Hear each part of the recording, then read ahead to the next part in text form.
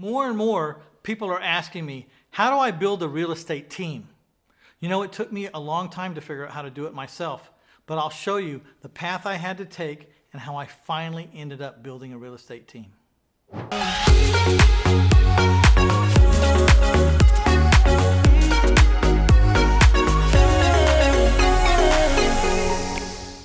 You know, most of the people who started out in the real estate investing business, me included, started out as a one-man show. We were the acquisitions guy and the sales guy and the fundraiser and the payment collector and the payment payer, and we were everything. You know, whenever the phone rang, we changed the hat, we did whatever it was. We were completely reactionary. It's a wonder we ever got anything done, and it's certainly a wonder why we didn't have a heart attack after 7, 8, 9, 10, 11 years of living like that. I tried many times to create a team, and all those times I failed. At least 4 times I failed.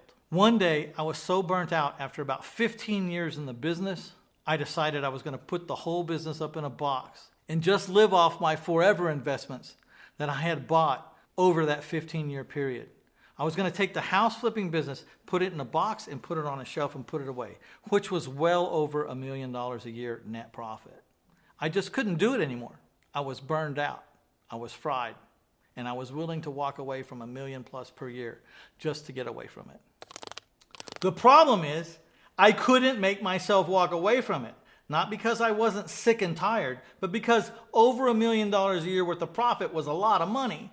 And it's just a shame to just say I don't want it anymore and stop. I had this idea. Maybe I could take half that profit, and I'm just using round numbers here, but maybe I took $500,000 or $500,000 plus and found some really, really kick-ass employees to hire that would really take care of me because A, I had searched for the right people, and B, I was going to pay them really well for what they did, and their job would matter to them because that check was going to be a nice check. So I decided to do that. I decided I'd walk away, but I'd walk away making only $500,000 out of the $1 million because I was going to give this other $500,000 to the people that were going to keep it alive. The other reason why I didn't want to walk away is I had spent 15 years building this reputation, building these private lenders, building this network of people that I knew, and learning all the ins and outs of this business. And once you turn off that momentum faucet, it's very hard to turn it back on and get it to all come back.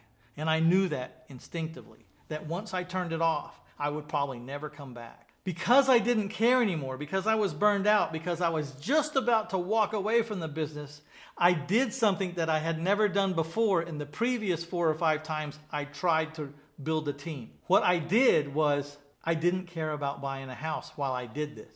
You see, the other 4 or 5 times when I tried to systematize my business and find and build a team, I would not let myself not buy 100 houses a year. So I was trying to build a team and systematize a business with what was left over after I personally, who was wearing all these hats, had bought 100 houses, which means the only piece of me left over was worn out and there wasn't even much of me left over anyways.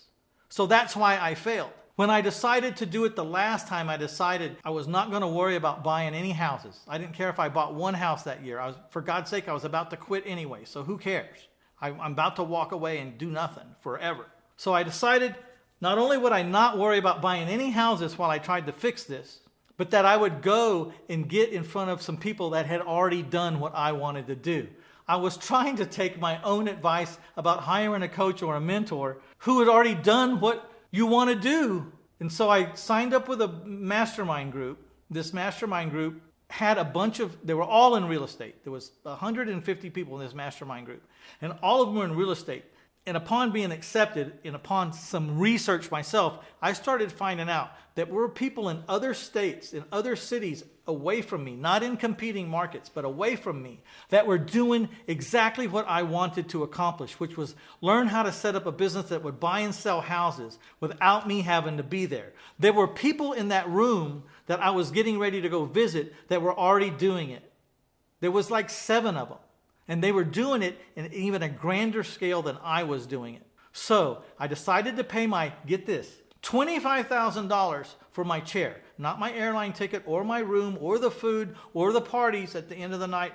And believe me, when these guys get together, they don't have $20 McDonald's hamburger meals. I mean, when you go out with these guys, it's $500. I don't care where you go. So I pack up and I go there. I pay my $25,000. And I decide on the plane over there that I'm going to stop speaking and start listening. I'm going to let them unwind me and rewind me. I'm going to drink the Kool-Aid. As long as it makes any kind of sense at all, I'm going to do what these people that have already done what I want to do, I'm going to do what they tell me to do. And I'm not going to argue with them. And I need to find a way for me to bring that back to my town, to my office, and replicate what they had done. And so I went, because I was in a room with people that had already done what I wanted to do. And because I wasn't in a competing market, competing against them. They might have been in Atlanta and I was in San Antonio. The other guy might have been in Miami. And I'm not buying houses in Miami. I'm no threat to him. And there was another guy over in Arizona. And I'm not a threat to him either because I don't buy houses in Arizona. So when they sat down to talk to me, there was no threat. So they would open up their books. They would say what they paid. They have this chair and this chair and this chair and this chair and this chair. And at this desk we do this. And at this desk they do that. And at this desk they do this. And then what happens is this is how they get paid. This one doesn't get paid unless this happens. Now this one gets a salary, but it's not a lot. But now over here, this person gets paid big, but they only get paid when this happens. And so if this happens, you have the money to pay them. So slowly I started looking at all these businesses and the way they were set up. Now every one of them was a little bit different, and every one of them had a little bit different attitude or style. And then I started taking from each one of those examples, and I formed how I was going to do my office. And today I can tell you, I have not seen the last 400 houses I've bought, and I have not seen the last 400 people that bought my houses, nor have I met them. I finally learned, and here's the kicker. I thought that $1 million profit, I was going to have to give 500,000 of it away, and only in order to systematize all this and to get it to run without me, I was going to have to give up half my profit. Guess what? I make more money than I ever did. I make more profit than I did before I got these people, even though these people cost money. Why is that? I can tell you exactly. And I've heard it before, and you've probably heard it before, but I'm going to tell you I lived it, and now I believe it. Because there's a difference in hearing something and then living it. I live this, and now I understand because I lived it. The reason why I make more than I ever did was when I was a one-man show and I was wearing all those different hats, they might not have been a good house salesman as me, but because I had so many other things to do, they were better than me. They might not have been able to find houses as good as me, but because that's all they did all day long was look for houses, they would find more houses and better houses than me. Because all they did was collections, they collected more money than I ever thought of. Not because they were better at collections than me, because one-on-one, if I sat down to do collections just with them and me, and I didn't have anything else to do, I'd clean their clock. But I couldn't be just that. I had to be everything. And so I was not really any good at anything. And so when these people got together and I started hiring these right people, they were all doing a much better job at the one task that they had to do. And that resulted in much more sales, much more acquisitions, better collections. Everything got streamlined. Waste and time of jobs and time days on the market, everything started dropping. And my costs started dropping.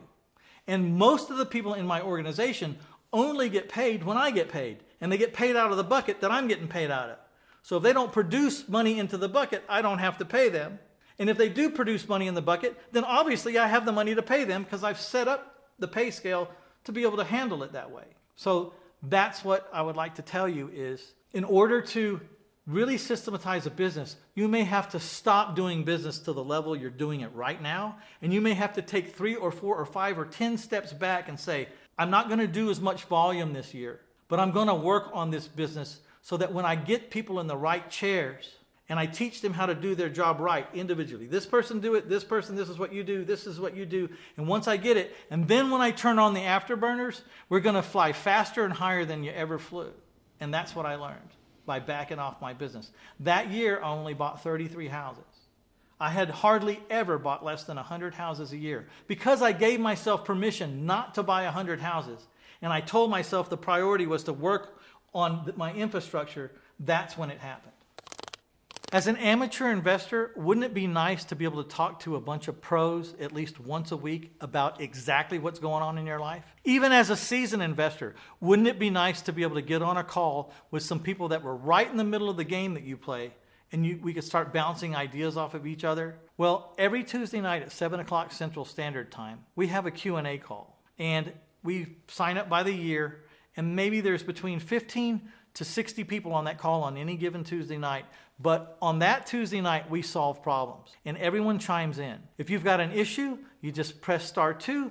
We pick you up and we start having a conversation about what's going on in your life and how can we improve. So listen to that call and see if it's for you. All right, if this kind of information has been helpful, please hit that like button, subscribe, because there's a lot of upcoming episodes that I know you're going to love. And also hit that share button if you will. We'll see you on the next episode.